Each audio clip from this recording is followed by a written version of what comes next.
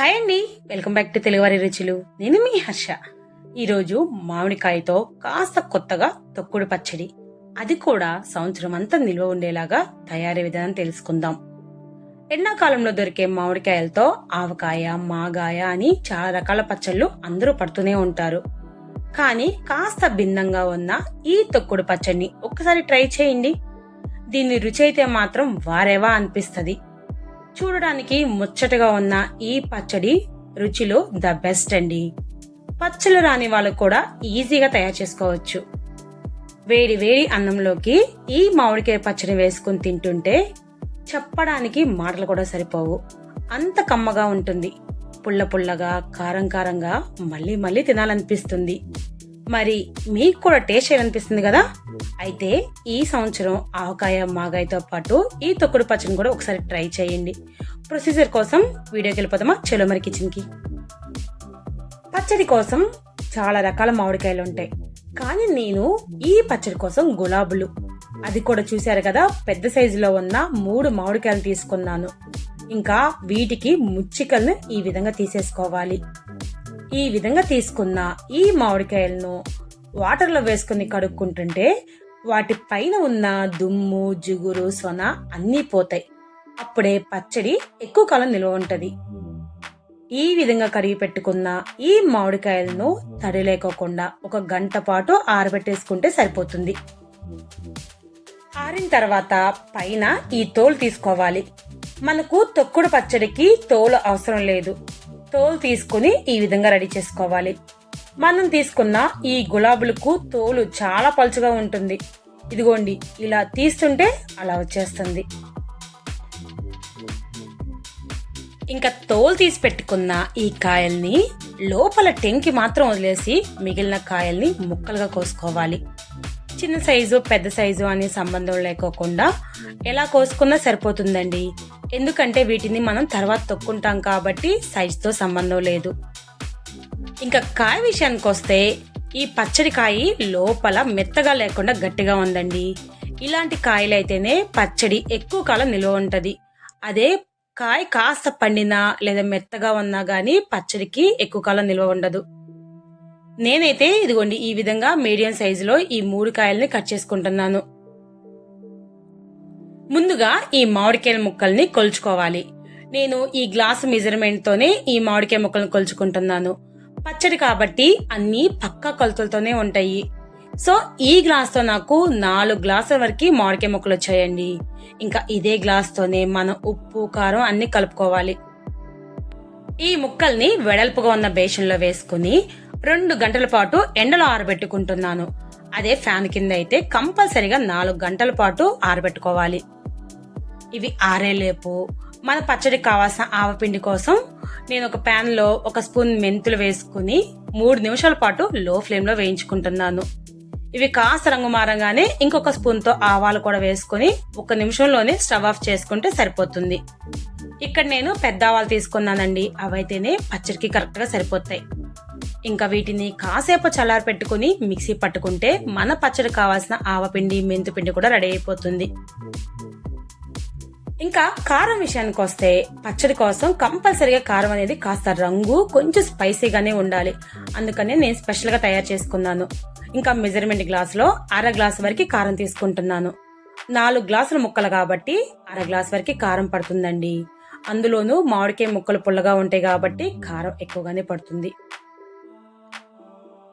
తర్వాత ఉప్పు విషయానికి వస్తే ఇంచుమించు అంతే క్వాంటిటీ అండి. అంటే కారం మనం 1/2 గ్లాస్ వరకు తీసుకుందాం కాబట్టి ఇక్కడ కళ్ళుప్పుని 1/2 గ్లాస్ కి కొంచెం తక్కువగా తీసుకోండి.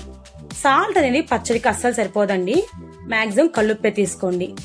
1/2 గ్లాస్ కి 1/2 గ్లాస్ కి మధ్యలో ఉండేలాగా చూసుకోండి. ఈ విధంగా ఉప్పు, కారం, మెంతిపిండి అన్ని రెడీ చేసుకుందాం. ఇంకా ఇందులోకి చిన్న గుప్పెడు అంటే 15 నుంచి 20 వరకు ఇదిగోండి వెల్లుల్లి రెబ్బలను కూడా తీసుకోవాలి. 2 గంటల తర్వాత మామిడికాయ ముక్కలను చూడండి. ఇంకా వీటిలో ఉన్న రసము, తేమ అన్నీ తగ్గిపోతాయి. ఇప్పుడు వీటిని మన రోట్లో గాని మిక్సీలో వేసుకుని దంచుకోవాలి.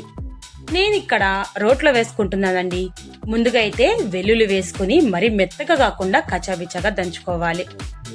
ఇంకా వీటిని తీసి పక్కన పెట్టి నెక్స్ట్ మామిడికాయ ముక్కలను కూడా వేసుకోవాలి. మామిడికాయ ముక్కలను కూడా మరీ ఎక్కువగా మెత్తగా వద్దండి, వెల్లుల్లి రెబ్బల్లాగానే కచాబిచాగా దంచుకుంటే సరిపోతుంది. ఈ విధంగా తొక్కుంటుందని చూసారా, దీనివల్లే పచ్చడికి రుచి వస్తుంది. మిక్సీలో పట్టుకుంటే మరి మెత్తగా కాకుండా 1 నిమిషం పడాలా తిప్పి ఆఫ్ చేస్తే సరిపోతుందండి. ఇంకా ఇందులోకే 1 స్పూన్ పసుపు కూడా వేసుకోవాలి. దాంతో పాటు ఉప్పు కూడా వేసుకుని దంచుకోవాలి. ఇక్కడ మా అమ్మ దంచుతున్నారు చూసారా, చాలా త్వరగా తొక్కేశారు ఈ మామిడికాయల్ని. ఇంకా ఈ విధంగా ఉన్నప్పుడు తీసుకుని వేరే గిన్నెలో పెట్టుకుంటే సరిపోతుంది. ఇందులోనే వెల్లుల్లి పేస్ట్ కూడా వేసుకొని కలుపుకోవాలి. ఈ స్టెప్ లో అంటే ఈ మామిడికాయ ముక్కల్ని తొక్కునేటప్పుడే కాస్త టైం పడుతుందండి. మిగిలిన ప్రొసీజర్ అంతా చాలా ఈజీగా. ఇంకా దీన్ని వేరే బేషన్లో వేసుకుని ఇప్పుడు ఇందులోకి పచ్చడి కారాన్ని, అదేవిధంగా ఆవపిండి, మెంతిపిండిని కూడా వేసుకోవాలి. ఇవన్నీ వేసుకుని ఒకసారి బాగా కలుపుకోవాలి. మామూలుగా అయితే మనం దంచుకునే రోలు కాస్త పెద్దదిగా ఉంటే మామిడికాయల ముక్కలతో పాటే కారం కూడా రోట్లోనే వేసుకుని ఆవపిండిని కూడా వేసుకుని కలుపుకుంటాం. కానీ మా రోలు కాస్త చిన్నది కాబట్టి ఈ విధంగా బేషన్లో వేసుకుని కలుపుకుంటున్నాను. ఇంకా ఈ తొక్కుడు పచ్చడికి తాలింపు కావాలండి. దానికోసం నేను ఇక్కడ పల్లీల నూనె 1 గ్లాస్ వేసుకుంటున్నాను.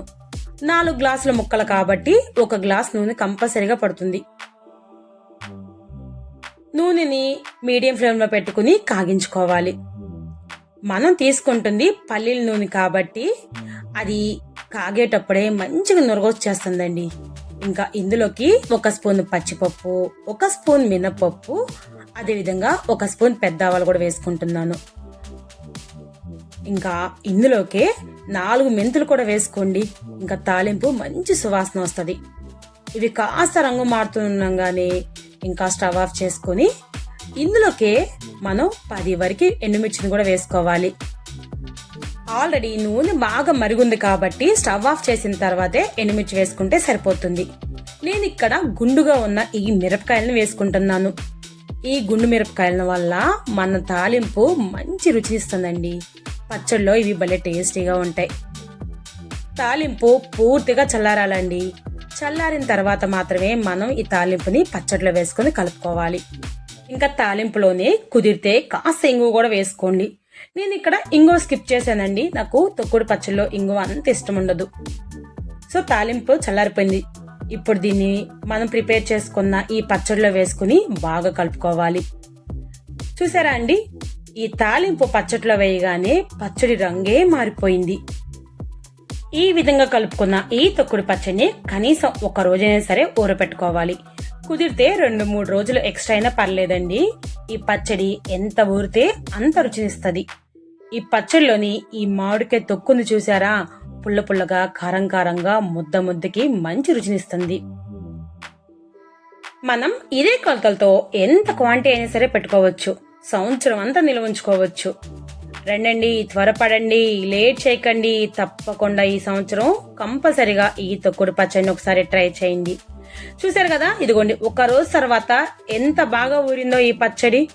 ఇంకా ఈ పచ్చడిని మనం జాడీలో గానీ లేదా ఏదన్నా గ్లాస్ దాంట్లో గానీ స్టోర్ చేసుకుంటే సంవత్సరం అంతా ఇష్టంగా తినొచ్చండి. చూసారా ఎంత కలర్ఫుల్ గా ఉందో, నా దిష్టి తగిలేలా ఉంది. మరెందుకు ఆలస్యం, మీరు ఈ టేస్ట్ చేసే ముందు మా ఛానల్ని సబ్స్క్రైబ్ చేయండి. మరిన్ని వీడియోస్ కోసం మా ఛానల్ని ఫాలో అయిపోండి. థ్యాంక్ యూ ఫర్ వాచింగ్ అండి. ఇంకొక వీడియోతో మళ్ళీ మీ ముందుకు వచ్చేస్తాం.